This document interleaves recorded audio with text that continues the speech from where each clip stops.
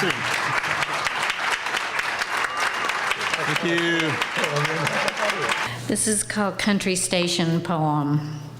It goes something like this. When the dog lunged, she froze, he fired at the head. They drove around, they came back, he wore black. They line danced, they drank, they fell down. They swore allegiance to the women who bore them. They cursed the women who bore them. The chambers of the heart opened and shut. They made plans, they made plans. Read us another. They're so short. Oh, absolutely. A poem in which blood flows. They are like brothers, but they know no filial feeling and keep things in culverts. As the tires on their trucks sink into the heavy loam, they spill out of the pool hall's green light into a plashing crescendo of blades. Poem of a houseboat stranded in a field. You have a beautiful white dresser, a quilt made by hand, and a cat who follows you inside and out. I've brought a liter of burgundy and the sheet music you ordered. Do you even know how fortunate you are? Come on now, girl. Give us a little smile. Show us those teeth. Oh, that's good. Tell us a little bit about why you decided to go south on this record. Okay, I'll try to make this succinct, but about 3 years ago, Arkansas State University called and said they wanted to purchase my dad's boyhood home and restore it and create something of a music heritage site around the home and restore the entire colony the home was in, which was a New Deal era colony, and in fact was one of Eleanor Roosevelt's pet projects, this colony for 500 families, 500 desperately poor families, which the Cash family was, and they moved into this new house and new cottage, and my dad was 3 years old when they moved in there. So the house, there were only 40 out of the 500 left, and Arkansas State University wanted to buy it. There was an old man living in it, and the house was almost falling down. And in fact, they were afraid they wouldn't be able to buy the house before it collapsed completely. But they did, and they said, do you want to be involved somehow in the restoration? Well, I get a lot of projects across my desk relating to my dad, you know, movies and books and albums and tribute shows, and I say no to all of them because I feel like that's other people's business and perceptions and what they want to do. So when Arkansas State University asked me, I said, yes, that is something I want to be involved in. That would mean something to my father. It would mean something to my family. So I started going to Arkansas a lot and seeing people I knew as a child, meeting new people, connecting with old friends, and my heart just kind of cracked open to the South, you know? I've lived in New York for 22 years, and I thought I had put the South behind me in a certain way, but I hadn't, hence the thread to the past, and the record being called The River and the Thread. So John and I started taking a lot of trips through the Delta, through Alabama as well, and writing these songs. Let's hear one of them. Well, this one's particularly good for CD, I hope, because it's about part of Arkansas called the Sunken Lands. I'm sure you know what that part of Arkansas is. It's in around 1811, the New Madrid Fault runs through Arkansas, and there was a tremendous earthquake, and the land around the fault sunk by a lot, and the Mississippi flooded the plain. And you would think this would make the soil really fertile, and there were tree stumps, and they called it gumbo soil. It was so hard to till. And when they created the Dias Colony during the New Deal, my dad was 3 years old when he moved into this brand new house. And he said that his first memory was of 5 cans of paint sitting in the front room of his brand new painted home. My grandmother had an incredibly difficult life. The work was so hard that we can't even imagine. And she was married to a very unkind man, but she raised 7 children and picked cotton.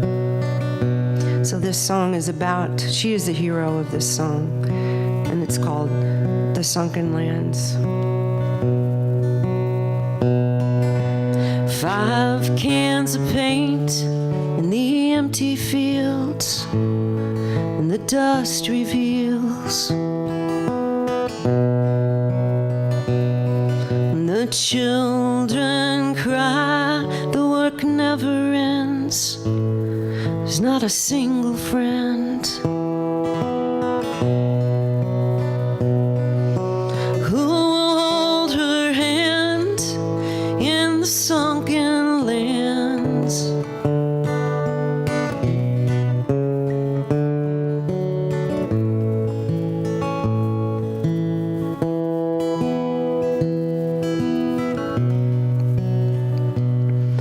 The mud and tears melt the cotton bolls. It's a heavy toll.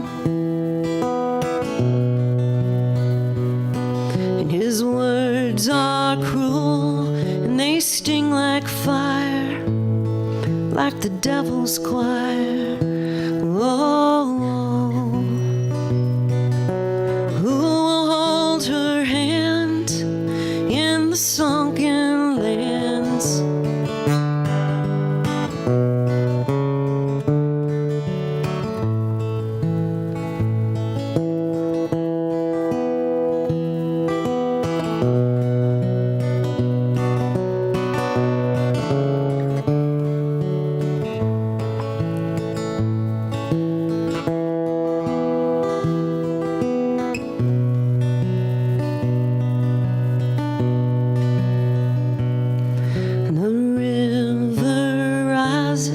She sails away, she could never stay. Oh,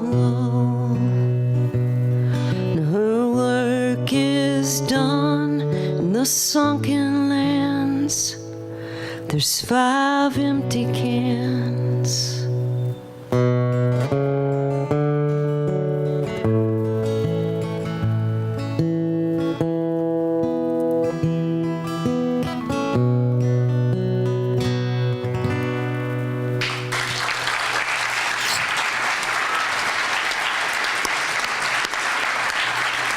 Give people a sense when we say that so flippantly, like mountaintop removal. Oh yeah, I'm in shoe shines. Right. What is that? Take people through what happens to the earth as a consequence of that process. Well, so strip mining or surface mining has been around in Appalachia really since the 50s, but exploded in the 70s and into the 80s. And in the late 1990s and early 2000s, coal companies became impatient even with traditional strip mining, found it too laborious, and decided just to blow up the whole mountain, the top, all parts of it, to get to the coal beneath. And so we have in the region now hundreds, over 100 mountaintop removal mines, and they're huge. They're sometimes 10 and 20 square mile complexes where, our forests, these are the most productive and diverse temperate hardwood forests in the world. They're really ecological treasures. The streams that flow through the forests are the birthplace of the rivers that the rest of the country, much of the rest of the country uses. But Appalachia is invisible. It's a very isolated region with very little money and almost no power. And it makes it easy to exploit the citizens in our region. And mountaintop removal is the ultimate exploitation of the citizens and their futures, literally destroying their home places and any place that there could be economic development once the industry is. Now, you said something this morning that even though it was early, you said something about 1 million acres. 1 million, it was a big number. What's that measure? Well, more than 1 million acres of land have been stripped in at the Appalachian region since 1980. That would be visible from space. Oh yeah, definitely visible from space, and forests don't come back. It will be pavement forever. So we kept looking for a James Earl Jones type to play Few Clothes. And finally, our casting director said, I don't think it's a type. I think you should just ask him. And so we did. Was he said yes. noticeably too famous to play that part? He'd already been Darth Vader. Right. Right. Oh, but I do have a funny story about that. Yes, tell me. When we were setting up for the potential conflict in the evening at the mine, where but from C.E. Lively's coming up the path to encounter the Italian and the black scabs. It was a lot of extras, and it took a long time to hang the moon, which is hanging getting the lighting correct. And this giant light box was right, made and put up on a crane. And it's it's in some pretty rough terrain. So we were waiting a long time, and at one point, and so the actors are down with a lot of local extras and kind of entertaining them. And at one point, Leslie Pope, my set decorator, and I were off up a path, and one of the extras walked by and said, "Damn, that black guy sure does a great Darth Vader imitation." And we didn't have the heart to say, "Oh yeah, because he is." He kind of started that. He had a thing that he was very clear about with us, which is, he said, his word wasn't revisionist, but he said, I'm not going to play a revolutionary, This is a man who would have had to be very, very careful about everything he said and everything he did. And John said, I think you'll see when you read the part that this is a man who speaks louder only when he needs to and knows how to camouflage himself when he needs to. And amazing to get him. And then some people He was just wary of being a cliche, wasn't he? Well, he didn't want to change history. Right. He wanted to be because accurate. he didn't want to be the hero of that sort of revised revisionist. And he does type. that perfectly, because you can see him thinking about all those lines when he, with that great bit when he says in that meeting, a black man killing a white man means something different entirely. Yeah, right. And the guy goes, good point. Got it. Oh, you're so right about that. Yeah.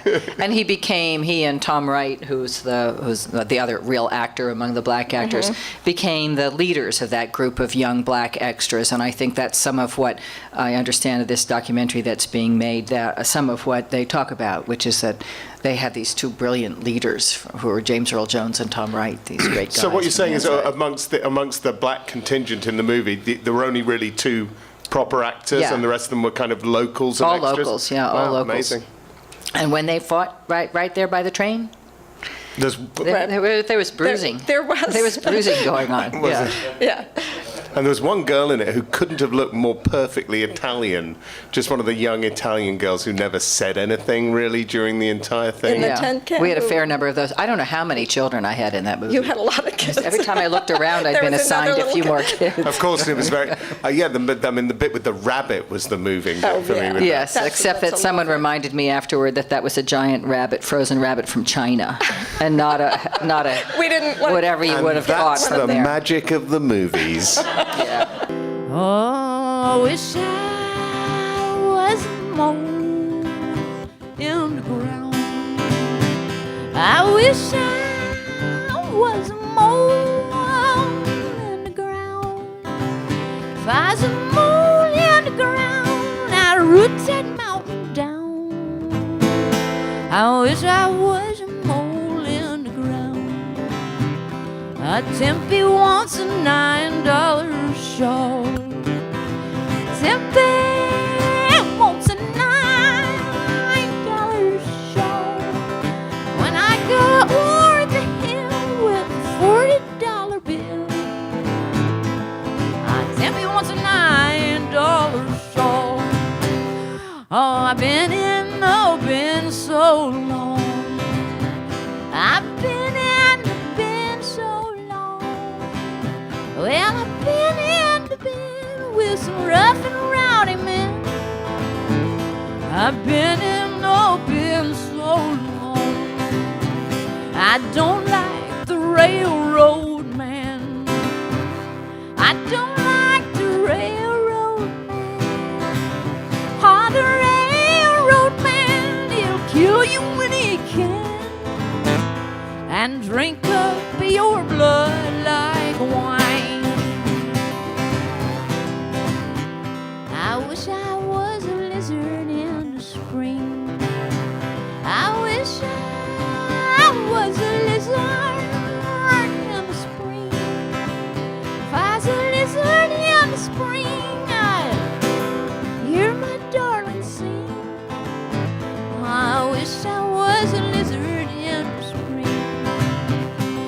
Tempe, let your hair hang down. Tempe, let your hair hang down. Let your hair hang down and your bangs curl around. Tempe, let your hair hang down. I wish I was a mole in the ground. I wish I was a mole in the ground. If I was a mole in the ground, I'd root that mountain down. I wish I was a mole in the ground.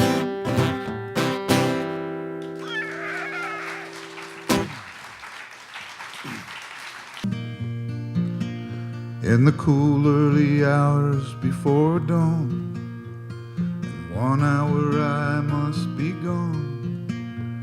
The airplane is waiting, all loaded with illegal cargo. And I'll count the minutes until I return here tomorrow. Keep a light burning for a heart that is yearning for the peace that you alone can bring. Open your eyes, Jacinta, it's time we were waking. I promise that this is the last run that I will be making. When the landing is made and the payoff is paid, we can begin our new life.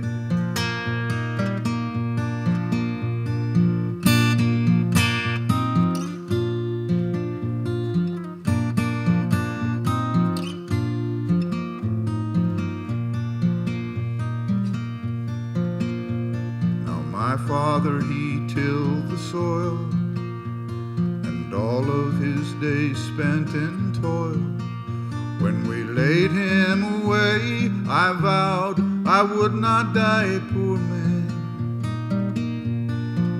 I got a gringo named Hartley to teach me to fly his airplane. Together we smuggled the illegal cargo across the border to the US of A. Hartley's in jail, leaving his airplane behind. Now I alone fly through the mountains where their radar is blind. And then I touch down in a West Texas town, and the final connection is made.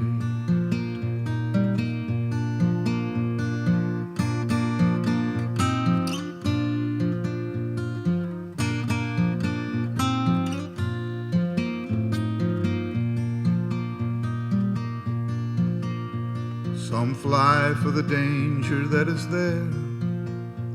Some fly because they just do not care. I fly for the dollars the rich Yankee gringos will pay me to start a new life with my young wife Jacinta beside me. If a law must be broken, it's the way I have chosen. It's simply a risk I must take. You call me a fool, you call me a smuggler and worse. Call me what you will, as long as you open your purse. For the sweet-smelling weed you all seem to need, or the cocaine if you can afford it.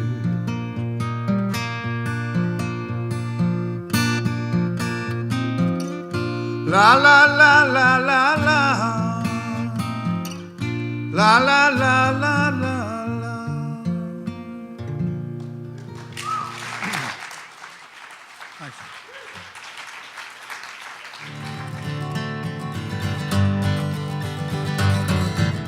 Been all around this whole wide world, Memphis, Tennessee. Any old place I hang my hat feels like home to me. I left my little girl crying, standing in the door. Throwed her arms around my neck, saying, honey, please don't go. Don't let your deal go down. Don't let your deal go down.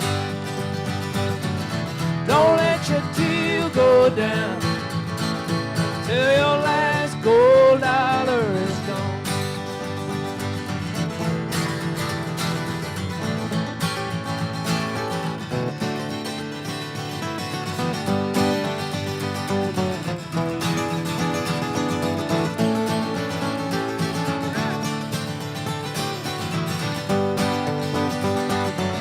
Who's gonna shoe your pretty little feet?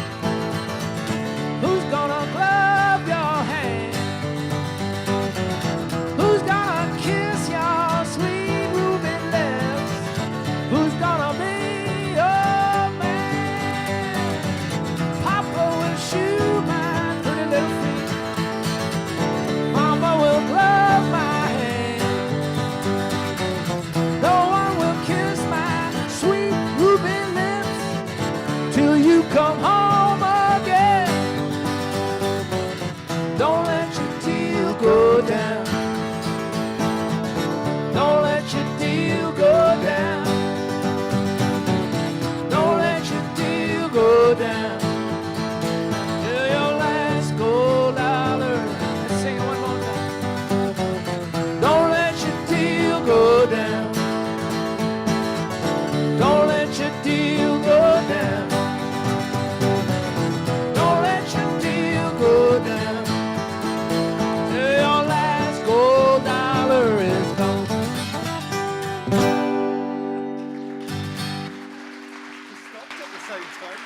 How about that guitar playing? Holy cow! I actually attempted a solo at some point there. What is it about bluegrass and anyone, for anyone, that makes it such a very simple type of music in so many ways, and yet a really complicated music in other ways, that in fact there is almost, though the songs are very simple songs, and the songs I first heard when I was in a little duo at university, we listened only, to the Louvin Brothers and stuff like that, and that was the first songs that we learned to play because they were so simple to play. And yet, what obviously we are wonderfully witness to is an astonishing virtuosity, and I'm just interested in how a very simple thing becomes obviously people love solos and stuff, but I'm just wondering if did you see that happen to the music yourself? Yeah. And when did it happen? What was the? A lot of there's a few people that Bill Monroe, I have to give him credit. He stayed with his style of music. What he started. Ralph Stanley did too. Ralph, no matter he got the movies and everything, he didn't change his style. He stayed with it, and there's quite a few of them done that. And I don't know. My brother was a purist. Right. When Jim and Jesse was together, if I would go do a song with more than 3 chords in it, he'd put his hand over his guitar and said, "What are you going to do with that?" So I played El Comanchero and some of these tunes on the back seat of the bus for many years before I got to play them on stage.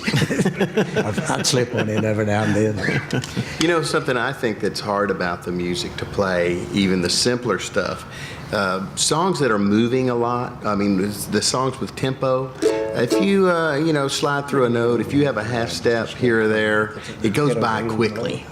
And you can actually, I don't know about you guys, but a lot of times we'll turn that into a riff, or we'll make something out of it. But if you're playing something really slow and pretty, you got to hold on to that note a long time. And, especially like being a fiddle player, if you're playing something, I think about songs like,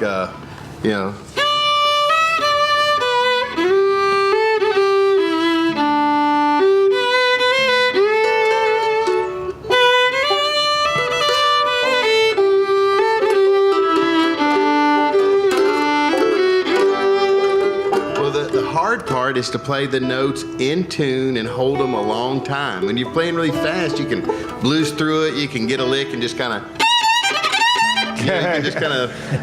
you can kind of cheat your way through it. But the slower and the older pretty songs really, you're out there, you know, you're out there hanging, and you kind of have to pull it off or quit.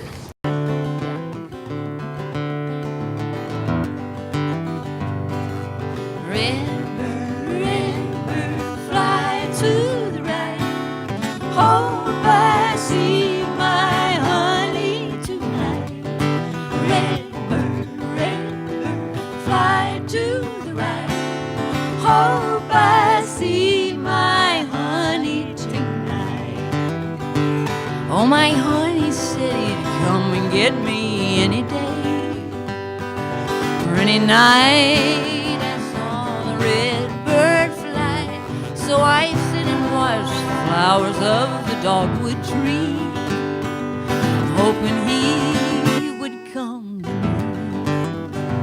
Oh, red bird, fly to the right. Oh,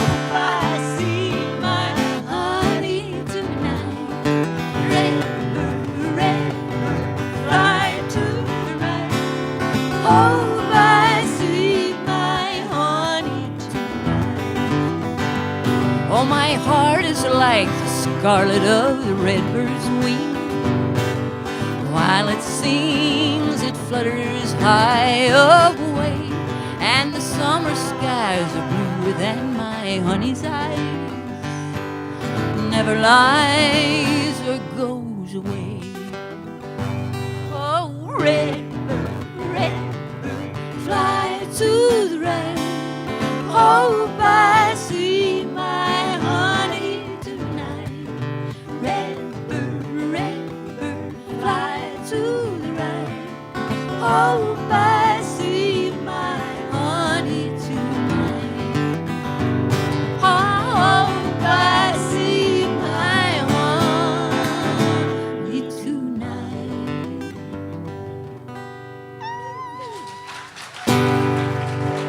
Thank you.